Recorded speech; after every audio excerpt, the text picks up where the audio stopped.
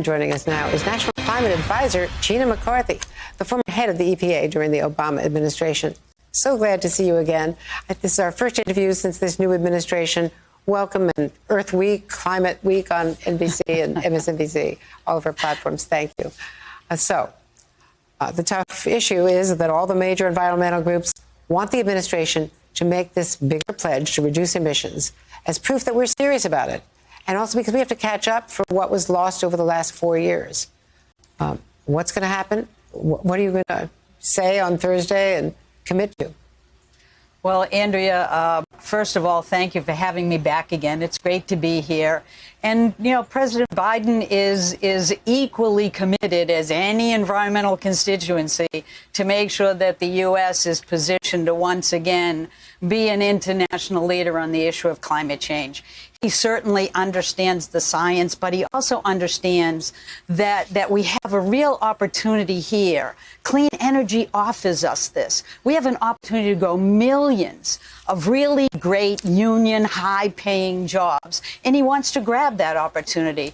This is all about investing in America, investing in our people. This is about recognizing that we have this unique opportunity right now, not just to help rally the world and get stronger and stronger to meet our climate needs, but it's really about recognizing that we have climate solutions today. We can actually capture the future here in the United States if we do the kind of investments and policies and engage the private sector in this moment in time.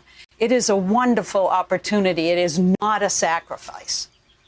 Well, countries are skeptical that the U.S. policy will ping back and forth every time a new president is elected. China's foreign ministry today just mocked us, saying returning to Paris for the U.S. is like a kid sneaking back into class after playing hooky. So don't you have to respond with something meaningful, with a new target goal for 2030?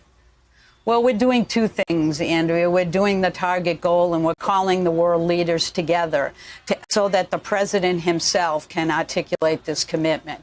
It is very true that we lost time during the prior administration, but it's also true that we have innovated since then. It's also true that clean energy is working in every region and it's less expensive. It's also true that the president has put out an American jobs plan that is all about investing in the jobs of the future, not trying to return to the past. So I think we're well prepared to assure the world community that we intend to lead again.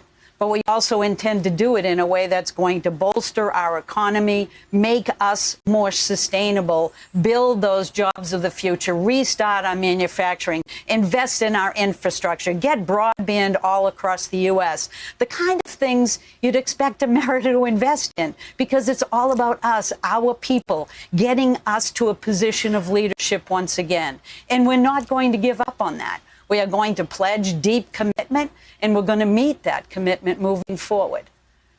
Well, today, Senator Edward Markey and Congresswoman Alexandria Ocasio-Cortez, as you know, reintroduced their Green New Deal resolution. Is that going to divide the party further? Because the president certainly did not embrace that during the campaign.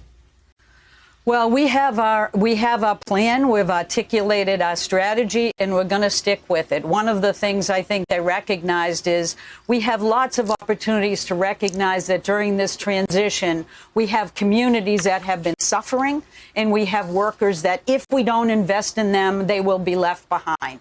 That's why the president is deeply committed to investing in those workers in those communities so that we leave no worker or community behind, and that we invest in the environmental justice communities that have been disinvested in the past.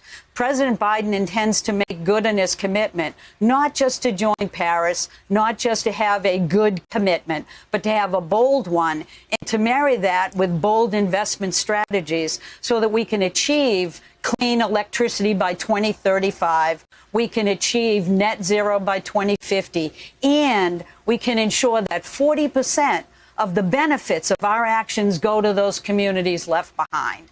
So I'm excited. I'm excited about Earth Day, Earth Week, but mostly I'm excited about the opportunities we have ahead for this country to make sure that America can grab the clean energy future, and we are going to be the ones to lead that effort.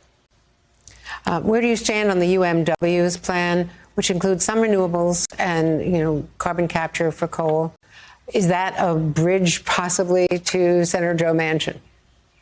Well, certainly we are excited about the announcement because they were all in with President Biden's plan, and that plan is inclusive. We are not taking any strategy off the table. And as you know, the president is interested in having bipartisan conversations, and he's been having those. And I think he will continue to do that.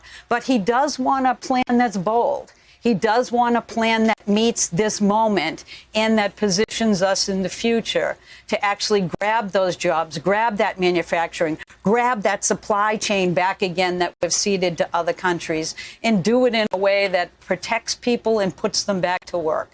And that's what his plan is all about.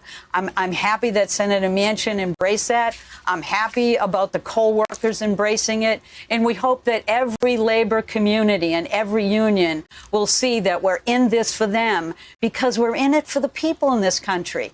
And labor communities, certainly our unions built this country, and they can build that opportunity of the future for all of us. Gina McCarthy, it's great to have you back on the show. Please come see us again. We want to stay on this as we go forward. Hey, thanks for watching our YouTube channel. You should know that you can follow today's top stories and breaking news and catch up on your favorite MSNBC shows all in one place. Download the NBC News app today.